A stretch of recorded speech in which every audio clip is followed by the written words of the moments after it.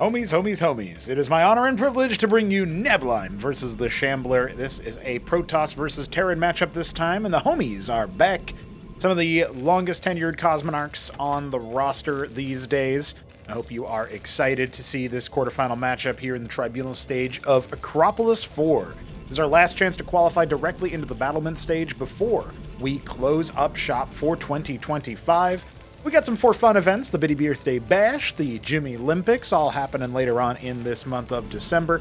But for now, I just wanted to say thank you guys for participating in Cosmonarchy, for checking us out on YouTube, maybe a little bit on TikTok while we were still doing that. That experiment's over, but everything on YouTube now, so check it out. And of course, for everybody who participated playing, watching, talking about it, sharing it, it's been great. It's been grand. Hope you guys are having a good time. We got Neblime down here in the bottom right.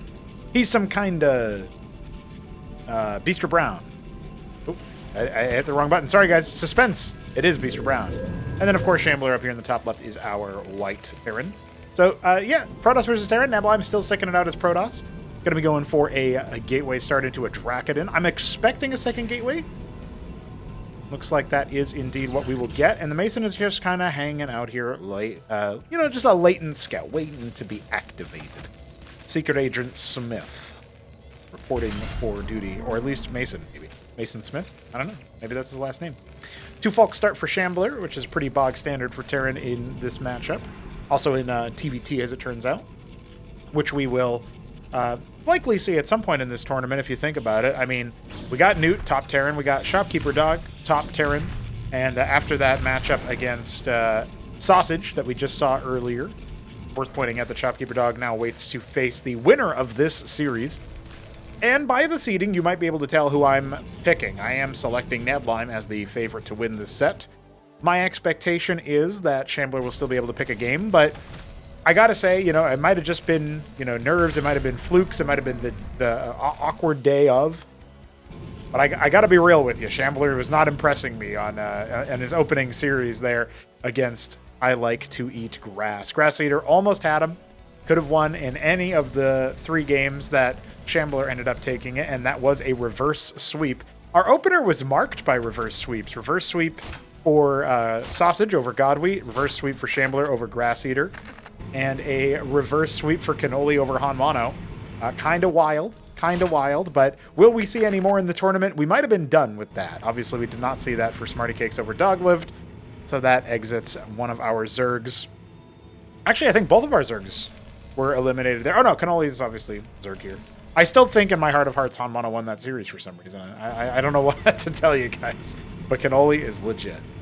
All right, guys, that is going to mean that we are setting up for our future matchups, of course. That does put Cannoli against Newt, a pretty difficult opponent for him to face in the 4th quarterfinal match. We'll get to in a few days here as the expansion for Shambler comes on down. And that, of course, does mean that with Neblime playing Minesweeper on the Scribe, it's worth shouting out the last remaining quarterfinal that I haven't mentioned yet. It is Doglived after Smarty Cakes' drubbing that was sustained. Doglived moves on to face Art of Turtle, so that will be an interesting setup there. Vassal has arrived. This is a 2-gate lattice build, and the Nexus is still kind of far from completion. It only just now started up here, but it's a pretty strong Tier 1 army. And, a little bit more push on that Vassal. And, it was one hit away. He mistargeted it. That could have been a Mason kill right there. Not to be. And Shambler will take a slight worker advantage here, especially as his ministry finishes up. This will trigger a move across with the gateways, and manifolds are being added to help rend the armor. Something that I do worry a little bit about is just the sheer number of Cyclops that are being made right now for Terran. Shambler is something of a Cyclops spammer in terms of his mech games so far that I've seen. It's also worth pointing out that, everybody knows him as the Maverick spammer, especially after his Grass Eater series. But generally speaking, these are pretty tough puppies to try to deal with. The Zealot will be cleared. Remember, this one mine over here is going to activate. Doesn't end up frustrating the push too much. Now we see a potential engagement there. Hierophant already bled out of its shield. Zealot stays alive. Looks like this will cause Neblime to cancel out the option for now, the attack option. This Rogue Gallery feels like it could have been put somewhere else. It is slightly upgrading the efficiency of that third worker, which is to say making it less efficient, but it's still perfectly good on the saturation, so no worries there for Neblime. Just something that doesn't look very nice. The vassal was made for scouting. Neblime loves his scouting vassals. I'm glad to see Neblime get active in some of these tribunals. He was active in the previous ones as well, of course, but it's good to see him play the Cause Monarchy. It has been a little bit since our last tribunal. Obviously, I've moved since then. If you guys want to help pump up future show matches and other epic donations for epic competitions, you can feel free to donate. Streamlabs.com/Pronego. Fill up our goal. We're going to be inviting DeWalt and a few other homies to check out Cause Monarchy. Again, in DeWalt's case, he might be up against some first-timers. We'll see. But it would be really cool to get an end-of-year one. Maybe we'll do like DeWalt Ziki and then either Ultra or Wolfix. I guess Wolfix would be easier to comprehend the time zones in. So, you know, we'll try to do something like that. But yeah, if you want to support that kind of thing, feel free to drop the Streamlab there and fill it up. Fill her up. All right, so the Cyclops have defeated the first Dracodon. There's a little bit of light harassment. Neblime obviously taking a little bit of extra map control. Pylon to watch for drops at 6 o'clock. And he's got idols starting up in terms of production. And most importantly, a unitary union. Is he going to go the same thing that we saw Sausage find success with against Godwheat before running into the brick wall that is Shopkeeper Dog? I think about the vibrances that he used, and I really, you know, listen, it was good for a thumbnail. That thumbnail got a lot of YouTube impressions. But come on, we need a little bit more than that. We need some victories for the Protoss. Maybe Neblime will show us how it's done. I have some confidence that he will. Shambler sending out the Shaman. Shambler. I don't know, you guys figure that one out for me. I can't be the one who does all the wordplay. Initial poke out from Shambler as he pushes in. He's got 2 Shamans to restore the HP. That's honestly the missing link for the Cyclops, it feels like. Makes them a lot harder for the splash damage to kill allies, kill friendlies, even versus melee. You can see trying to set up for a little bit of a pseudo surround, just kind of slowing the army, dogging it, making sure he still has units on the outside. We got 3 Wardens and a Bulwark, a Pylon up to the side, and he is just going to try to pick individual units here and there as the Shambler's army tries to cross the bridge. Great targeting onto the Shaman. The Dracodon's able to focus it down from a distance. A couple of these units will end up going down despite that, though, and there's still 2 Shamans to boot. So reinforcing going well for Shambler as he has a very muscular attack out here right now. Watchdogs will riposte that Vassal quite easily. But the static defense has been erected, and the first Architect is ranging down from the high ground. Looks like we are in a pretty good position here for Neblime to make the hold happen. The Bulwark is going to help out a lot versus the Blackjacks, and also, most importantly, through the splash damage afforded by the Cyclops.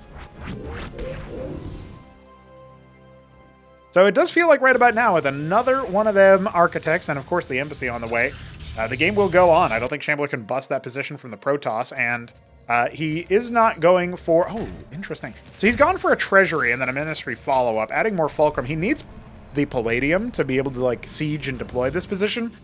This is a very unorthodox spot to be in PvT because, you know, Neblime is going to be used to being more active on the map, but Shambler's composition is foregoing siege as an option and instead being more mobile, being a little bit more, you know, having more capacity to try to take that map control. But again, I mean, like, listen, bottom line is these Architects can do a lot once they ball up, and he's getting his third, a Witness on the way as well, and there's that third base. So third Architect on the way, third base on the way for Neblime. Couple of units are going to be heckled on the way out. No big deal. The Treasury's landed, but no Masons are there just yet. And Shambler's just building himself back in to a functioning army that is got everything that he needs. He's got Ancials, he's got Shamans. And so it feels like he's in a pretty good spot. Pretty serviceable, all things considered. A lot of Goliaths being added in as well. I actually wonder what that's for. Maybe he just wants the extra beef. Shambler not paying attention to his Ancial, so that will go down like a fart in an elevator, or maybe a bit more explosively. Like an explosive fart in an elevator full of gasoline. Crucible to empower the production. Neblime considering his option for his next structure as his third base is getting a bit closer to warping in. He's already got the Sedent warping in as well at that base, so tapping the gas. Witness will get sniped out, but it will also avail Neblime of very important information. I like his choice of expansion. They're taking, proximal bases to each other. Another excuse to make a lot of units, by the way. A lot of us, spamming out at one unit type. You can send a bunch of them out to take a look at all kinds of extra bases. Pretty good info. Now, 12 o'clock landing over here for Shambler means that he will have access to a third worker queue. And the treasury is mostly so far just paying out by giving the Vespine access there. Blackjack is going to come up here and get shellacked by the Matrix. Eventually it'll be taken out. No big deal there. Army thinking about maybe moving down there for Shambler, and the Protoss is amassing outside of its natural here, so Neblime obviously working the angles there as best he can.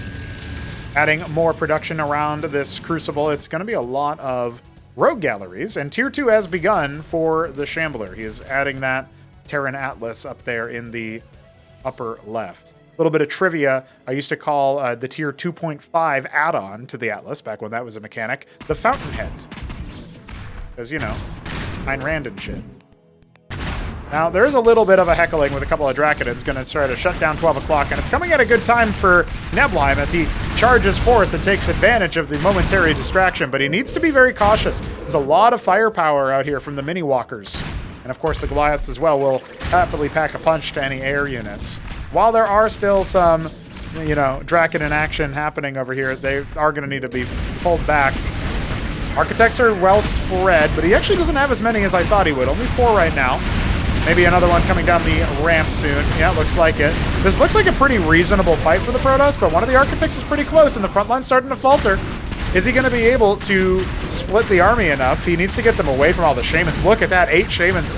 One of the things about Architects is that they have that split missile, and it's going to just be absorbed by all the Shamans, it feels like. He needs to do something about that. Let's find out what happens. Tier 2's finished behind this for Shambler. Not necessarily all in, but he's committing the whole army straight in to try to bust the Nexus. The Architects are spread out so much. The Warden are all dead, but the Bulwark and the Matrix are staying alive for a very long time, and the DPS is starting to plummet. The rest of Neblime's army has dealt with everything moving towards the third base, and so now the entirety of this army will be faltering. And we're going to start to see that telltale situation where the DPS is not good enough, not high enough to do anything, but the healing is still there in pretty good force. Can he pop the Nexus? The Bulwark is gone. He deploys the Shamans just to be annoying, and he will be able to snipe that natural. Ant-Seals will mostly get out without too many issues. Vagrants are pretty good cost-efficient chaff here, and while the Shamans do end up popping, it was an expensive attack from the Shambler. He's adding captaincies over here at his third base. 12 o'clock still not really mining, so he doesn't have a humongous advantage, but he does have an economic lead, given that he's shut down natural mining. We do not have a 4th base up and running yet for Neblime. He's trying to take top, or I guess 3 o'clock rather.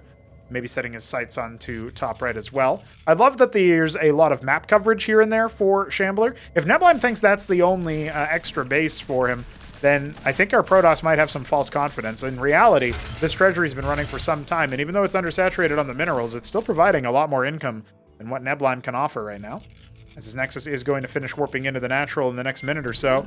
We do have some Sentinels, and of course a lot of Blackjacks just kind of scattered around. This is going to be eventually sniffed out by Neblime. Here comes the attack army, though. Shambler going to be scrambling some kind of reaction. A Draconin and a Vagrant over there will be able to defeat the Matador and move on to attacking the workers. Multitasking being tested, and maybe Shambler will be found wanting. I don't like this fight for him exactly because of all of the charlatans just nuking through all of that Ant-Seal shielding. But despite that, he is still able to initially rout the army. We got a couple of Unars coming up for Neblime. He has been making a few of those lately. And while the Draconin has gone down, I think to the Sentinel more than the Masons, the Vagrant is still shooting away. And that will eventually be disrupting the mining at that 4th base. Remember, Natural's up and running again, so we can consider them even if that 4th is shut down, and right now it is. Sentinel going to airlift and move over there. This treasury earmarked for 9 o'clock is going to be brought down by everything that is here. 4 Kabbalists being made. Love working those into the middle of the game. The wherewithal there is quite good. The Sentinel does kill the Vagrant, but that just turns it into a shade that will eventually expire, but gets a couple more Masons on the way out. Very nice. Witness to spot up the ramp. You got some Apostles here. You definitely don't want Shambler stacking those up with 10 Shamans. Remember, he sacked all of the other ones, so that's all what he rebuilt off the back of it. Still, the Architects are going to be happily destroying the Sentinels from afar. And now here comes the flank. Now there is a pretty good position here for Shambler to just right-click some of these architects. We only have one Unar here as well, so that fight isn't going to be too spectacular. He even steals an architect in the process, and that is going to be pretty dire for Neblime. He needs to cycle back, let his Cabalists do some work perhaps. Witness still spotting. Maybe he can jump on some of these Apostles, but of course they would be reclaiming one another in the procedure. Witness gets sniped. We got a Cilliance mixing in. Ministry for base number 5 has been started for Shambler, and the Terran Architect is now causing some troubles. Oh, actually, it does look like these guys will be a little bit costly. I mean, honestly, when they're reclaimed like that, it is a little frustrating for the Terran army. They are a lot slower. But it's not really the end of the world that you don't end up full killing them.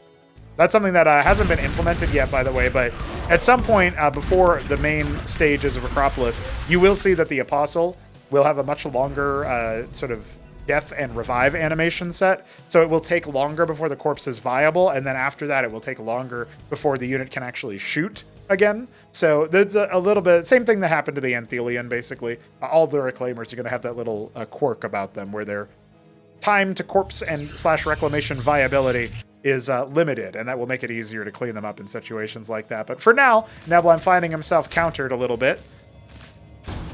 Drakadin is going to go ahead and clear the Cyclops, get a little bit of boosted DPS from attacking it.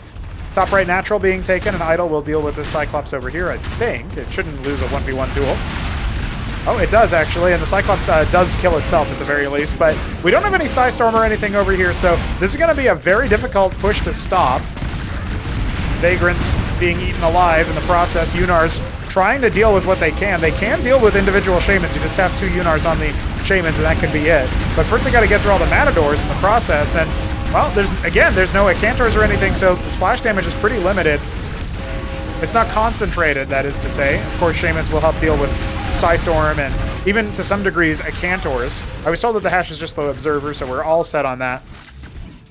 Blackjack tackling top right. I say tackling, that's a cooler word to say. Shambler's reclaimed Architect will finally be dismantled. So sad. So sad to see. The top right Nexus is definitely under duress. It will be brought down, I believe. Neblime forgetting that he does indeed have an admin. Cycling through. Classic mode. You know, he's busy hitting the keys. Makes sense to me. Synthetic Cyanide is on the way behind him. And Shambler is now going to be taking a lot of hits on the other side of it. His Shamans were not in a good position. Well, I guess it's more appropriate to say his front line was not in a very good position. And so the artillery, now the Unars are in a really strong position. They can absolutely just shellac individual Blackjacks and stuff. A reclaimed Shade. Not very useful to Shambler. Expires after a short time. Top right main has been taken by Shambler as the natural's been cleared. Neblime no longer in possession of that base. He's now taking 6 o'clock instead. Finds himself in the unenviable position of being engaged upon by a lot of Heracles. That's going to slow his attempted retreat path, and he doesn't have a lot of frontliners. We can kind of count the Vagrants as them, but they will be brought down in short order, and these Unars are not long for this world. At the very least, the reinforcements from the left-hand side have fallen, and, well, once again, the Shamans do take up ground space. He's even got Clerics in the process. I don't think that's going to work out very well for him. Captaincy's added to 12 o'clock, and we've got almost a 20-minute game here, but can Shambler stop his satellite bases from being destroyed? He's got a lot of healing, but not a whole lot of damage dealing right now. And that is kind of a commonplace occurrence. When you go for the Apostles, it sometimes slows your roll when you're trying to add, you know, more damage-dealing infantry like the Strigas, to an extent like Madcaps. Heracles are pretty good chaff in the front line. Not much else is good there. A Demiurge has been deployed. This will tyrannize any victims nearby, but 12 o'clock is going to be destroyed. The rest of the army that was waylaid off to the top right for Shambler is thinking about how it wants to approach the Protoss ball, but again, there's not that much DPS over there, right? The Sirens will pull the Protoss to their deaths. There's a lot of Blackjacks waiting to just sort of snap the neck there. And that also helps out with the Apostles as well, just pulling your victims towards you and then stealing their units. Pretty good synergy, but as it turns out, might not be enough. The artillery ball is still pretty damn good. And here come the reinforcements attempting the sandwich, but I mean, it's 3 Blackjacks and a Matador, guys. Everything else is just a healing unit. Not very threatening. The ball is trying its best to be formed, but it doesn't seem like the requisite materials are there. And even though the Shamans are body blocking Han Mono style, I've seen a Magnetron game that looks like this, it does feel like the Asilian has been adding a lot of DPS. We've got the Architect still firing. To his credit, though, Shambler has cleared the deck of most of the Unars. Might be able to even steal that Unar that just died earlier. Definitely that Architect if... oh, yeah. Definitely get those Architects. So that's pretty good at the sort of tail end of that position. But he hasn't been mining from his extra bases for a very long time. Only now is he getting the Vespene from that top right main. 12 o'clock was fully routed besides this reservoir, which would be pretty good. And Shambler is just reporting that the game is still in sync, indeed. Seems good. Keep on going on. This is where I would just type play on. All right, top right, getting another Ministry. Probably earmarked for that natural, if I had to speculate. Love to see a second one, but obviously minerals are kind of a premium right now for Shambler. He's definitely alive. Neblime, though, setting the pace, setting the stage. He's dominated a few Shamans. That will help him out a little bit, but we probably need a higher critical mass for it to matter too much. It does feel like right about now, Shambler's on the precipice of assembling a very deadly ball of Reclaimer plus, Shaman Anseal. He's got a little bit of artillery as well to play around with. A couple Vagrants and an Architect are going to come up here and dismantle the top right main, though. And he hasn't properly reset at 12 o'clock yet. So this does feel like a push that if it's held, oh my god, 5-6 Demiurges? That's unbelievable. I've never seen Neblime, or anybody for that matter, field so many. And the Architects are going to make this a painful retreat for Shambler, who's even brought a Mason in case he needs to build a proxy diadem. He'll need a Daedalus for that, though. Anseal will be going down in short order, and the Demiurge stack is so good at dealing consistent damage. The Shambler can't really get close enough to do much of anything over here. Heracles are trying to make that a more distinct possibility. The Matadors are pushing forward. Reinforcements coming up. I love the pullback off to the side for Neblime. He's so good at staggering his forces and kind of stutter-stepping on multiple fronts across multiple screens worth of battle. The Architects are helping out quite a bit here, though. And even though they're not targeting the back line, there's just not enough DPS from Shambler. He clears the left side, but he loses everything that would have actually dealt damage. Sirens by themselves just aren't enough. And there come all of the Architect shots from across the bridge. He just fizzles out there, and I don't think he had enough in him for another round. He does have another sort of. He's got Vultures coming as well to try to lay some mines at the tail end of this, but oh, he mostly just stuns himself. And look at that, a reclaimed, tyrannized Architect. Is there even such a thing more profane? Well, he's tyrannized an Apostle. Neblime has stolen the keys to victory. He's got a Reclaimer on his side. He's got Sirens pulling him in to the Demiurges. What a sick synergy. It does look like the Reclaimer will be destroyed at the very least. But we got a Vibrance here boosting all the shields. GG, conceding is Shambler. He knows he's been bested. Game 1 going to Neblime, who did pick Battle Spectre as his first map. That is a wrap on that one. But we go to Game 2. We go to some very exciting things in the future between these two games. If that match is anything to show for it, these two players are going to give us some very exciting games. Neblime and Shambler duel on Crisis Vector. Shambler selected this map. Neblime does believe it's pretty good for Terran into Protoss, so it's some pretty good initial sort of psychological warfare, perhaps. That's one way to put it, anyway. By the way, just so you guys know, Rage Slave vetoed by Neblime, which is weird because it's a map that previously he said was very good for Protoss into Terran, but probably just doesn't have a lot of reps on it lately. And Punch Drunk vetoed by Shambler. I don't think that was a map that Neblime had sights on, but just better to get rid of the maps you don't like. Even if this is a 3-0 in favor of Neblime, we were guaranteed Potadia.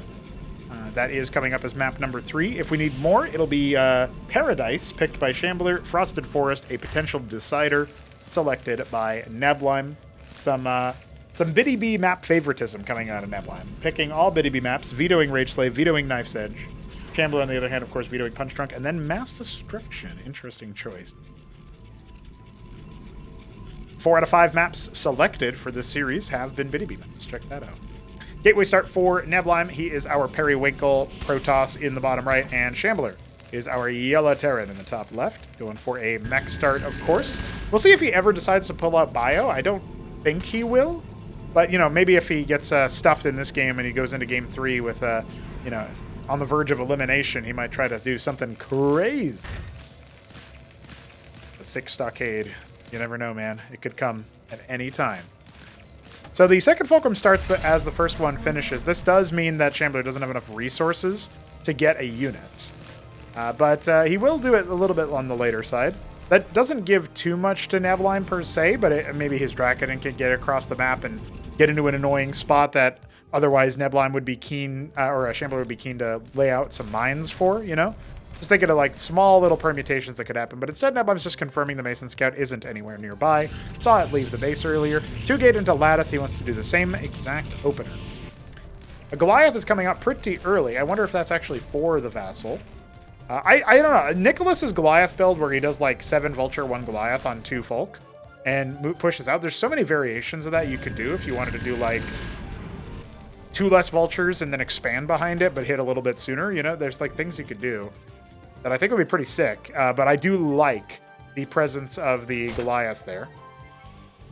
It's very good in particular at trying to bust positions where the Protoss is attempting a faster expansion, I think.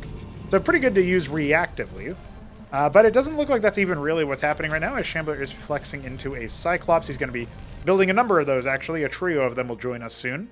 So the Goliath might just be anti-Vassal tech, so that he doesn't need to build a Watchdog in the early game. One of them is about halfway complete, and Neblime is starting to just sort of suss out what's going on here.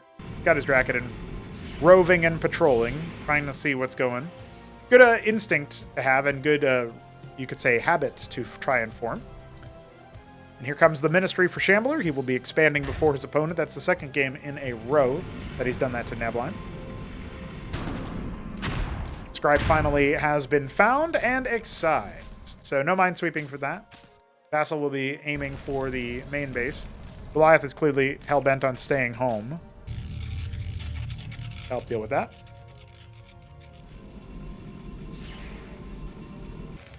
At this point, I think these two players really do know their play styles. They've played enough games against each other. They see what's going on.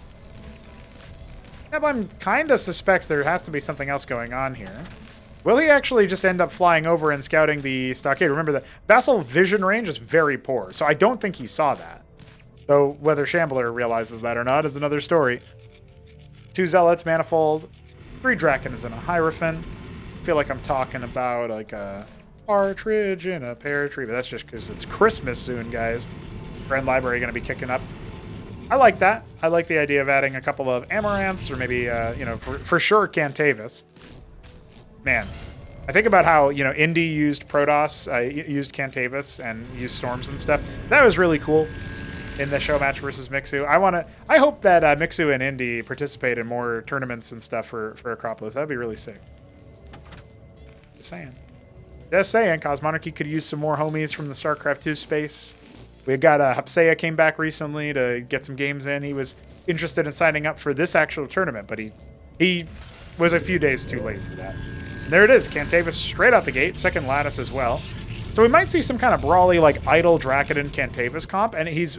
In that case, you're mostly going to want to use Hallucination. Storm's very good versus Cyclops, don't get me wrong. But Hallucination is very, very good to use, like, idle and Dracodon shots to get a lot of extra deeps there. A little bit of friendly fire on the Masons, but you know what? They're fine. They're fine. There's a little fragmentation denting the metal on the outside. Dracodons still roving around, seeing what they can do. We do obviously have a star pad coming for Shambler, and so we could get drops, but it's more likely for an Antseal. Second Lattice being added, well, I guess the third Lattice for Neblime. I wonder what his style is. Sometimes Neblime will evolve his style before a counter has actually been reached, thinking that, okay, Shambler's going to counter the style that I did last game, so I'm going to do something different. See if Shambler can, well, I guess see if he just naturally does the same thing and it ends up working better than before. He hasn't really deviated from the path just yet. That was laid out before him earlier. One Dracodon moving through the middle of the map will spot this move out. Now, what will Neblime do for this? Is he going to commit on to a military fight? I guess so. His Dracodon just stood there and died, so definitely a committal of sorts. And maybe seeing what he can do to punch back here a little bit. The Vassal is not going to be too effective at dealing with the Shaman, unsurprisingly. As you can see, they do not heal themselves, so a shocking 20 damage. He basically took, opened the game, opened units.datiex, and just started editing the HP value of that guy. Can't believe it. Nerfed it live in the game. Such is Neblime's power. No third base for him just yet, and Shambler also kind of being a little bit slow on that. He's got going up to 4 Fulcrum, and there's a humongous set of storms. Gonna just melt Shambler's army. Hasn't canceled it, so he kills his own manifold in the process. I like the stutter step there, kind of bleeding out the zealots and such. Not much of a front line left. Unfortunately for Shambler, he's gonna end up losing a lot of what he had. Just because of his, pivot back home. He does kill a Dracodon in the process. Storm's going pretty nicely there for Neblime as he shoves the rest of this army back. And we do have that base number 3 coming. The 4th Fulcrum completes. We're still on just scrapyard tech for him. And a 5th Fulcrum starts inside the main base. Shambler's SimCity is kind of an abomination. But what matters, that he gets the production down. He knows that. He can work on the placement of it later. He just needs to actually place it now. Triple Shaman. Much better reinforcement setup here to add to the one that was already on the field. This does feel like it'll be a lot harder for Neblime to bust through, but let's see. Maybe he can make something happen there. He's got a number of the Cantavis. 3 of them, in fact. This could be really deadly, of course. Random Vassal getting shellacked there. That Cantavis is way too close, so that dies immediately. Bit of a mistake on the positioning there. The Shamans are moving too far forward. They are not helping. They are not healing through the storm damage. Once again, the Cantavis is choosing to move closer than maybe is comfortable. But here comes the Remax, or the reinforcements. It's just Matadors. Is that going to be too useful? I'm not so sure. Idol's coming in on the way back. Yeah, actually, the rundown is pretty legit. Trying to go after the Antseal, it seems, in the middle of that. Down goes the Shaman. Love to see a hallucinate spell cast, but right now there's not enough energy for it. Needs to wait a little bit for that energy regen to kick in. Energy regen's way faster in Cosmonarchy than it is in Starcraft 1, or Starcraft 2 for that matter. And there you go. There's the power of the hallucination, as you see. All right. 3 o'clock. Going to be occupied, colonized by Neblime. He does have a lot of room here, a lot of map control gain based on tempo. Back at home, his Crucible will empower so much of his production, just about everything. And he will be able to get some more scribes to this 3rd base pretty soon. The 4th is also done, so he should be up in a pretty nice worker lead. Looking advantaged there. Shambler not out of it yet, but it's not looking too good for him. His 3rd base is landed, but he's not mining from it yet. Right now, he's focused entirely on seeing what he can do to cut through this positioning. And again, like, the Cantavis just doesn't have the energy right now to really make this happen in a way that would be very good for Neblime's army, and it will go down, roasted by the Matador and executed by the Blackjack. And while the Shaman isn't healing too much, right, it's just 1 Shaman after all, it still is a juicy target, so it'll go down. Reinforcements of 1 Atreus are not going to change the tide of this battle, and the Scrapyard army will continue to amass some sort of advantage pushing into here. Atreus will go down. Very unfortunate. And some more reinforcements are going to scraggle up. 10 HP is the Matador's remaining life. Big worker transfer over to that 3rd base. Manifold will block any attempt at the 1 o'clock, but that's okay. Easy enough to clear. Making 2 Shamans, 4 Blackjacks, and an Antseal every production cycle. Frustration stage is done, so clearly Pariahs are going to be in the works here soon. Neblime has a little bit of a float right now, but I'm sure he's just adjusting to having a lot more eco than he had previously. So a Synthetic Cyanide is actually what he was saving towards, and he'll figure out what he wants to do there. I don't know if that's a correct read. Look at the army that Neblime's going to have to deal with. And he's teching behind this. He does not have a strong stalwart vanguard here. He will need to cycle back and see what he can do to stall this army out, because there's a lot of units. A lot of Scrapyard units. He's going to lose the Sycophant. A couple Atreus out here. The Manifolds with the Armor Pen will help negate some of the Matador effectiveness, but it's still pretty damn tanky, you know? And no more Cantavis were invested in during this time. I can't believe this, but the Scrapyard committal off of the 3-base setup that Shambler's went for is working wonders, and he's adding more Fulcrums behind it, clearly not intent on scaling up the tech tree anytime soon. And I think a large portion of this is because Neblime has chosen for the tier 4 tech, and only now is he starting a Pariah. That frustration stage has been idle this entire time. So far, no units have been made from it. Nothing to strengthen the army has been done. The scribes are trying to drill, but these matadors are empowered by shamans, and some of them are even deployed. They will not be decollided. I don't think this position is something that Neblime can actually clear. He doubles down and puts down another synthetic synod. A lot of scribes going down. Shambler now has the worker lead by 10, though it's still even bases. This fourth base is not actually being saturated. And I guess the Nexus isn't likely to go down anytime soon, but more and more workers are dying. It is a little bit of a massacre. And so it looks like that will be a 20-worker advantage. Well, a couple of ant seals are being donated, I guess, so. Or just about. Oh, it's because reinforcements are coming across the map. Tier 2 goes down behind this for Shambler. Well, does Neblime have what it takes? He's got his Pariah. He needs to get it to the front line. I don't think he expected the committal after the whole rest of the army died. The ant seals are still flying in the middle of nowhere.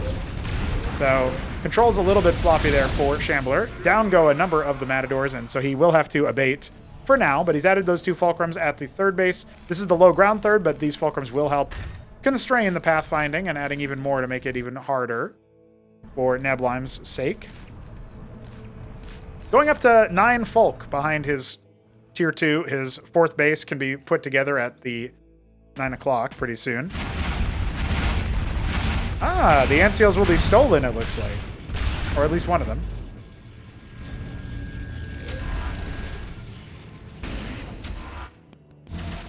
Power generators are being eliminated in the middle of the map. There is no, I said there's no vision. I tell a lie. Neblime does have a witness there. 1 Pariah in the worker line. Oh, it's being drilled, though. It's being drilled very, very expertly. And the Blackjacks and the Matador, going to be a little bit too much for that poor guy. Kills a couple of Masons on the way out, but that is about it. Neblime had bigger fish to fry. Needed to worry about what he was going to do versus the horde of scrapyard units. A big deal right now is that he has never saturated this fourth base. He has a lot of workers that he had just idle there. 33 workers, way too much saturation on that one base.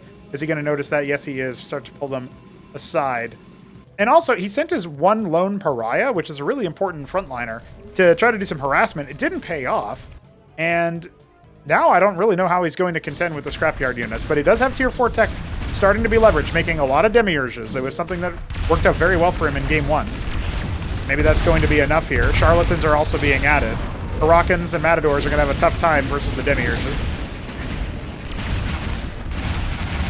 And they do pretty respectable damage. They are tier 4 units, so you would hope so. Engram and Warden set up at the 4th base. The 3rd is thrumming, running very nicely. And back to 100 workers is Neblime. Don't count him out of the worker game anytime soon. Treasury assembling at the 9 o'clock. 12 o'clock is earmarked for something.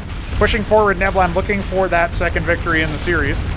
And of course, Shambler having a humongous army, but not quite working it, moving it very easily. These fulcrums are going to buy a lot of time, though. Exactly what we were talking about earlier.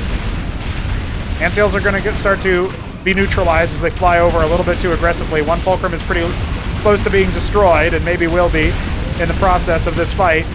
But I don't know, the demiurges aren't a great crowd control source, right? They don't provide any splash damage. Only the idols are providing splash, and that's easily absorbed by the shamans. So even though Neblime is so very good at stutter stepping backwards at a number of angles, this does not feel doable. This does not feel enough. He'll steal away that ant seal at the very least, reinforcing with a lot of melee. But where is his damage that's going to actually break through the matadors? Some units cycling over to reveal 9 o'clock has been taken, but it is just a treasury. 1 fulcrum was destroyed in the process, and a couple of matadors will be offered up to the demiurge in the meanwhile. Empresses are starting to be filtered in. We've got 2 of them. Only 1 of them empowered by a crucible. Not ideal, not great. And you can see that Neblime is trying to do something. Maybe escape with this Mason, but it's not to be. 12 o'clock was cleaned up in the meanwhile. Looks like it might have been airlifted. I don't see a wreckage of a ministry or anything, so it probably just never got started. Reservoirs adding. As tier 2 is in full swing, we have the apostles being added into the mix. Sirens as well. What I think is very different about this game compared to the last is that tier 2 is being added to a very well-stocked tier 1 army. You got the stockade making a lot of the shamans. You got the fulcrums producing a non-stop blackjack and matador. It just feels like it's way too much mass for the Protoss army to whittle through. We can see he's adding a Stargate now. I'm guessing that's actually going to be for land effects to try to disable some of this stuff. Could also be like Gladius, but you would need way more than one Stargate, right? Maybe Aurora. You make some Auroras to, you know, bomb over the mineral lines. Underrated tactic, in my opinion. Another Matador offered up to Neblime. This does reveal where the army is, of course, and so Shambler's going to go for the Jugular. A couple Empresses are here. Not great anti-air options. It's just Blackjacks. Top right, expansion being taken, but he's setting up some static defense. It's going to be pretty unlikely that that base goes down without a more concerted effort from Shambler. In fact, reinforcements are already scrambling forward. A Pariah offered up for free. Well, Shambler's going to take that every day of the week. It's basically dead already. And he's going to get us around off onto these Demiurges. They will not escape. They will not escape. Neblime has dropped out 2 of those very important endgame units. Adding some static defense over here, but it's just Wardens. He's got 3 of the Empresses. The 4th is finished in the meanwhile. He's kind of transitioned into making mostly those. And they're pretty good at actually denying the Apostle procs, by the way.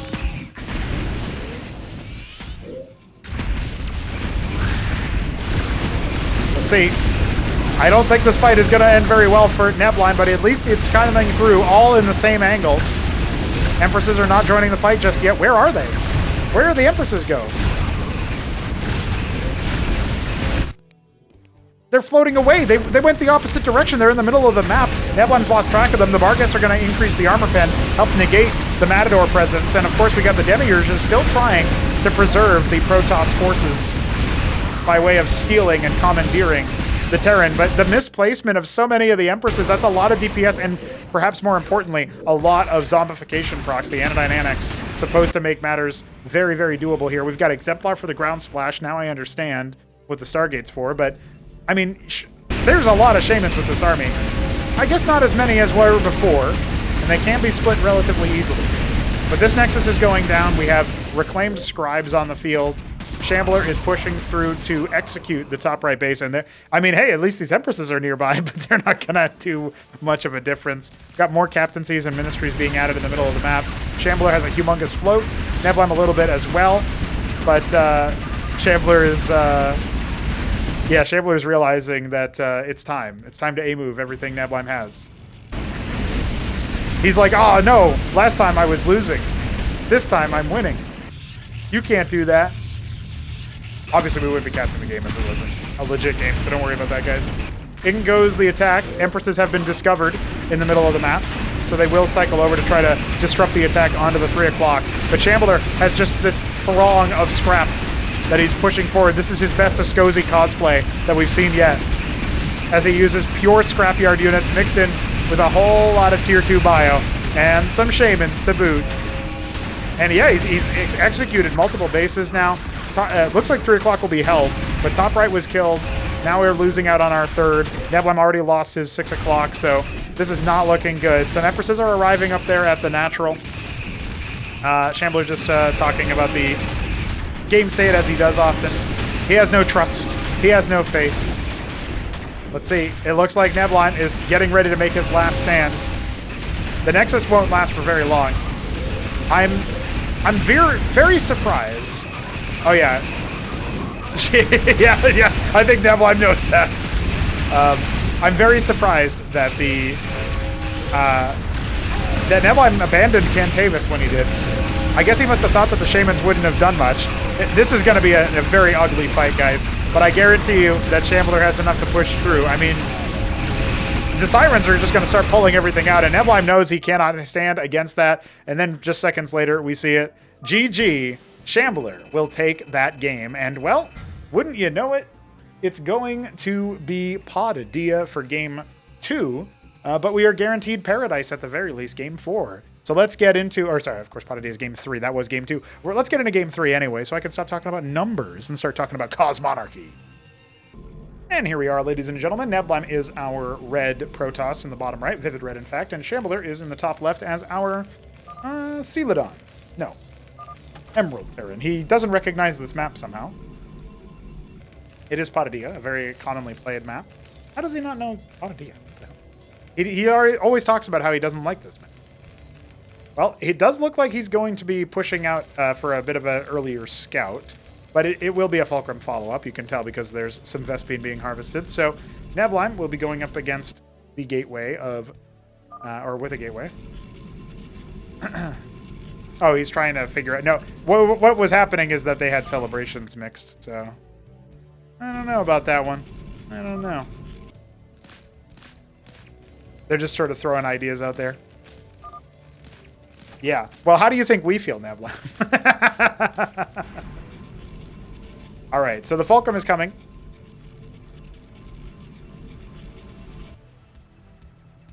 Shambler will be scouting Neblime out pretty nicely here, pretty quickly. But, I mean, there's not much to see at this stage, right? The Vassal Lattice play comes after the second gate. Shambler seems to be enjoying the matches so far. He's in a good mood. He's in a good mood.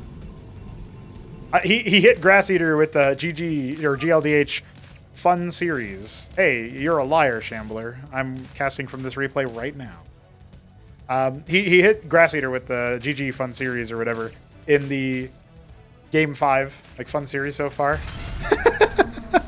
And there's something about that just is really funny to me. I don't know how else to explain it, but yeah, this is pretty good. This is a banger.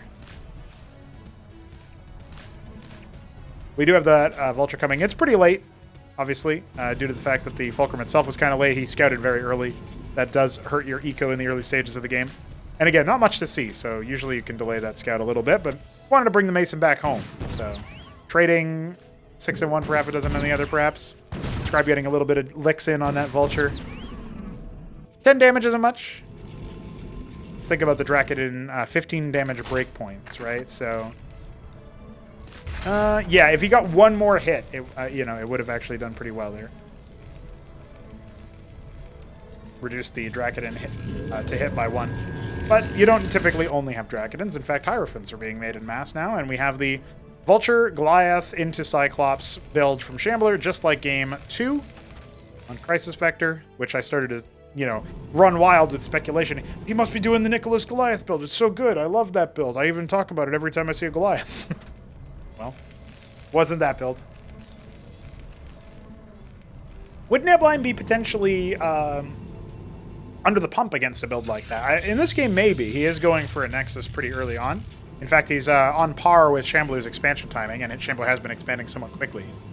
I don't think in a position that is easily punishable by the Protoss, but I guess if he had gone like 3-gate Drac, he probably could range this stuff down and force Shambler into a more defensive stance where he has to, instead of going for the Cyclops, which are easier to counter with Dracodons, he'd have to go for a more massive Vulture or whatever, and that would eat up his minerals faster and delay his Ministry and all that stuff. So, these are like shadow boxing the potential backs and forths.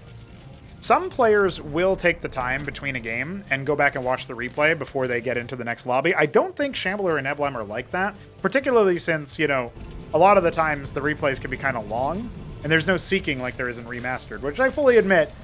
Listen, if we had the source code, we'd do so much more with the game than we can do right now, but one of the things we would definitely do is start thinking about those remastered replay features. As of right now, it's just such a nightmare to try to do any of that, but we have had some pretty cool developments in the realm of user interface lately. So I'll leave it at that. You guys can just quietly get hyped about things happening. Shambler is doing some things himself. In fact, he's finished his Ministry. Nexus also done with an embassy follow-up for that witness to reveal mines. Grand Library early for Neblime means that we will be seeing Cantavis again, which is exciting. We have a Watchdog already being set up for the Shambler. And it's not for a Watchdog Scout. It's actually like anti-drop or anti-vassal or whatever. Now the Goliath can be, waylaid to go somewhere else. And the Vestry is here.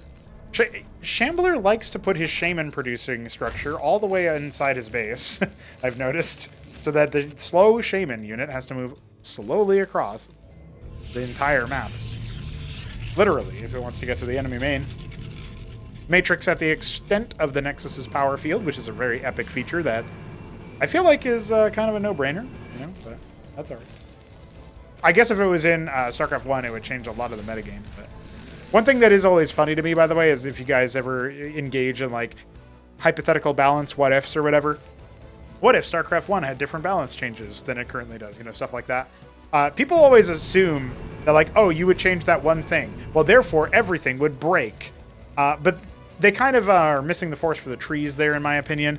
They're looking at the balance and saying, well, everything is so tightly fit, and the balance is basically dictated by maps more than it is by the actual game state itself. And so clearly, you know, if you change one thing, then like, and we were on the same maps and everything else was the same, you know, all that stuff, then obviously that would be pretty bad for balance, or it could be catastrophic for balance or whatever. They're missing the fact that, you know, the maps would be different, they'd be balanced differently, all that stuff. So. Neblime has to watch out for that shaman. When it deploys, it can be a detector, and there's also ant seals on the way. At least I thought so. Yeah, there it is.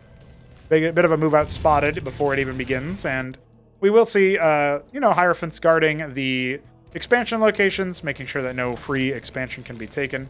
Instead, it'll have to be, you know, built there, lifted off, which is actually what Shambler prefers to do oftentimes. He's got a triple Cantavis set up back at home, Neblime, and he is capping his ridges, going for, well, at least the ridge in his main, going for the Unitary Union. So switching back into that tech as opposed to the Prostration stage does make some sense. I don't think there's much room here for Shambler to break open Neblime's position, but setting up a little bit of extra map control and, you know, then leapfrogging earlier, you know, further into the game is pretty cool. There's the storm covering just about everything, and yeah, basically what I was predicting. They're not very easy to make anything happen. Hierophant, I think, was spotted there by Shambler. He's not exterminating it just yet. Neblime thinking about moving out. He's not really in a great position to power himself, but he will be scooping up the Cantavis and Envoys. I thought he had 3, but I guess I was mistaken, and he only had 2, because he's making his 3rd one now, and there is none with the army, and he's only got 2 inside that little envoy there. So, you know, Shambler's going to be worried about the Cantavis. The storm is what kind of did him in there. There's also just kind of a poor angle to take. But the Cantavis are not with the army, and now Shambler might be sussing that out as he, you know, forces Neblime back. That does mean that we're going to get that drop in here and deny a lot of mining. Let's see, what's Shambler's reaction time looking like right now? He hasn't paid attention to it. The storms are going to come down. A lot of Masons going down in the process. That's going to be a combined 6 kills between the 2 Cantavis. Meanwhile, we do have a storm holding back here, and we don't have a Nexus just yet at that 3rd base, but I'm sure it'll come soon. Hold on. Neblime needs to use that Cantavis. It goes down with that casting storm. He wasn't expecting the repush, I guess, and so now he's got to fall back and try to see if he can hold on desperately. He's got 3 road galleries warping in. Oh no, Shambler could crack him open here, do a lot of economic damage in the process. 5 workers is Neblime's slim lead. And he has not started his 3rd Nexus either, so it's not like he can necessarily come away from that. The Matadors and the Cyclops already presetting the splash damage there, but a lot of the Scribes staying alive for now. Now they're going to, you know, sort of decollide and try to deal with these Matadors, but I don't think that's a very good move.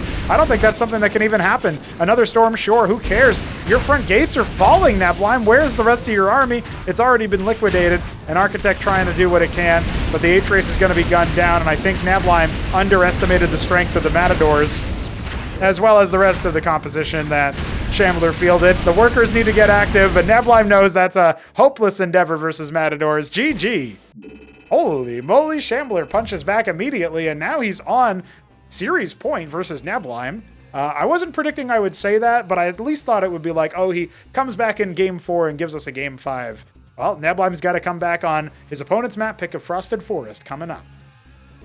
Hi guys, it's me, Pronago, bringing you a cast on Frauded Forest. That's what I said. Frauded Forest. That's my nickname for Paradise, which is map 4. Frosted Forests are game 5. I guess I was getting ahead of myself. Shambler in the top left, of course, our white Terran, and Neblime in the top right is a similar color, but not actually. It is the Glacial Proton. Yes, you picked it. Yeah, Shambler doesn't remember that. He only remembers how the Cyclops button looked. And also, I guess, the Matador button. I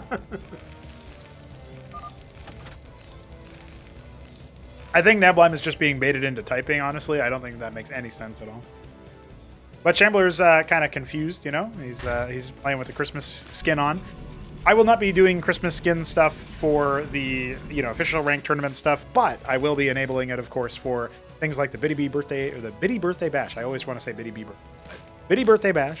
And, yeah, all that stuff. Hey, I should mention, I forgot to do this at the beginning of the video, but if you're here this deep, then you're a true Cosmonarch. And you can say Happy Birthday Balethal in the comment section of this video. We are uploading it on his birthday. He has not played any Cosmonarchy games recently, or maybe I would have considered a birthday cast, but one thing I was considering is maybe, like, as a birthday present, they can get, like, any person who's been a homie for a long enough time, who's got access to that for audience member role or whatever, might get, like, a complimentary bounty or something. You know what I mean?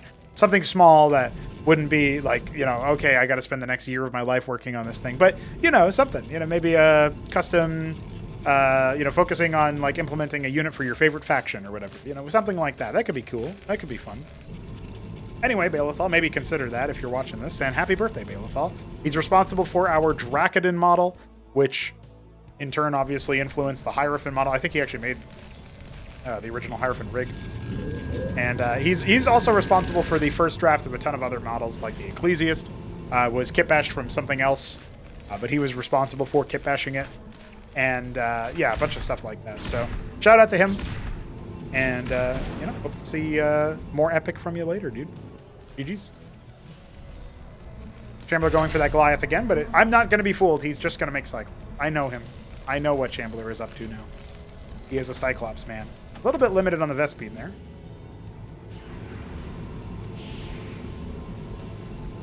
Does feel like right about now we are awaiting Neblime actually scouting his opponent. Taking a very lackadaisical approach to doing so, but that's all right. That's what happens sometimes. On a map like Paradise, it is a little bit harder to actually do some damage in the early stages of the game. So, like, we're thinking about, like, okay, Neblime did get punished, kind of, but it was actually after the Nexus was put down. Not expecting, like, a sub 5-minute game length for any of these matches, right? Here comes the Nexus, and we will have that expansion soon for Shambler. The Scribe is going to be brought down before it can clear any more mines. So that isn't as effective as Neblime wanted it to be. Great response time from Shambler there, must be said. Neblime is super crafty about using the Minesweeper Scribe. It just, you know, ruining all of your hard work. So if you can get away with him only clearing 1, some true epic Cosmonarchs can get away with him only clearing 0. Just kill the Scribe before it even approaches or deny it from ever getting there. Pretty cool stuff there. All right, 2-Gate Grand Library skipping out on the Lattice, not even bothering with the Vassal anymore. The Goliath was sighted, so I guess he knows it's a fool's errand right now. Wants to just get to that Cantavis timing sooner. I wonder if he had kept at least 1 extra Cantavis with his army on Patadia, would he have held? Like if he had 3 Cantavis instead of 2. I think the double drop is good because versus Terra, their workers are tanky enough. 1 storm isn't going to cut it. So I don't really hate his drop strat. I do think there's a little bit of something to be desired with the way that with the way that he, you know, his Cantavis went down at the natural without casting Storm again. It casted out like 1 Blackjack and 1 Matador, and then a little bit later it had almost full energy and the push came in and it just died. I think it was one of those cases probably where Neblime had gotten like your forces are under attack, and then like, you know, 10 seconds later it happened again and he was like, you know, didn't get the raw sound file, but, you know, wasn't paying attention to the minimap or whatever. So that happens sometimes. That gets to the best of us. Look at this. Vestry Scrapyard at the same time. The Ministry is done, so also adding more workers into the mix. Yeah, Shambler very content with the amount of army he has, feels very safe. And Scribe will be watching at 12 o'clock. I'd love a pylon right here, actually. That'd be really good for watching for stuff like that. Unlikely that either player would actually want to expand towards this location initially, but if you had to pick one, it would be Terran.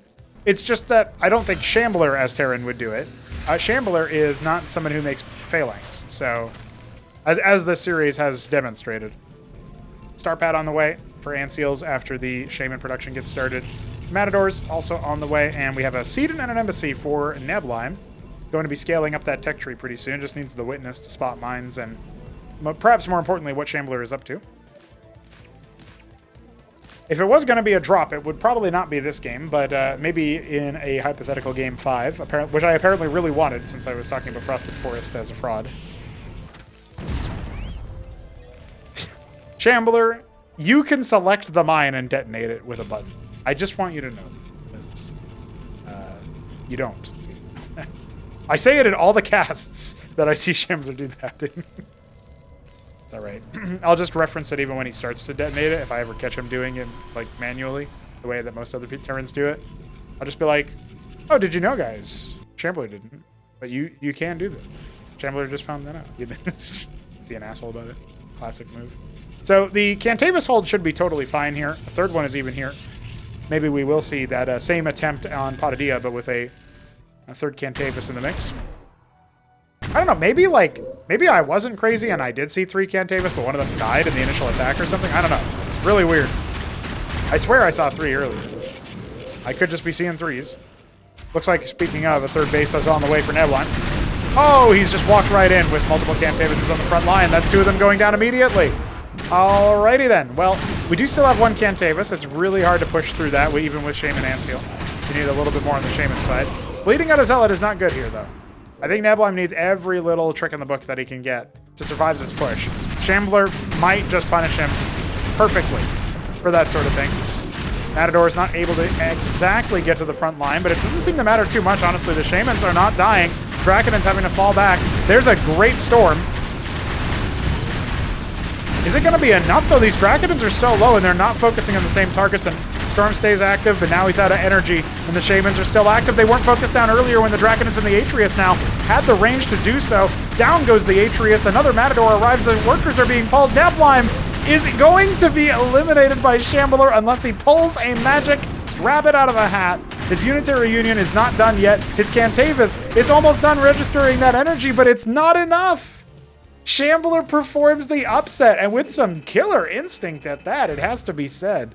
3-1. I thought maybe that would be Neblime's scoreline. In fact, I think I said that at the beginning of the video. Yeah, I predict, Shambler will take a map, but Neblime will take the series.